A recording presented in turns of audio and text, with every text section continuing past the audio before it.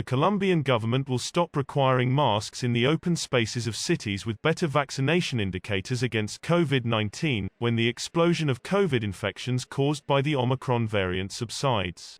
In those places where we already have double-dose vaccination of more than 70%, we are going to lift the use of face masks in open spaces, President Iván Duque told the media on Wednesday.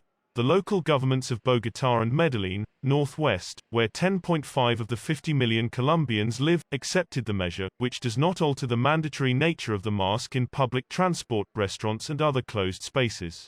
Another 450 municipalities will also be able to lift this restriction due to their progress in immunization against COVID, detailed by the Ministry of Health. At the national level, we are already above 81% of the population.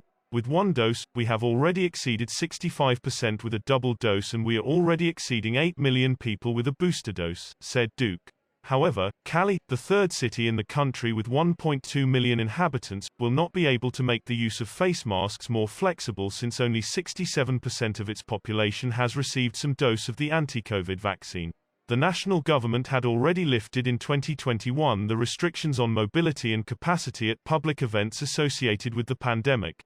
Colombia detected the first case of COVID in March 2020, and 138,000 people have died from the virus since then in the South American country. In proportion to its population, it is the fourth country most affected by the pandemic in the region, behind Peru, Brazil and Argentina.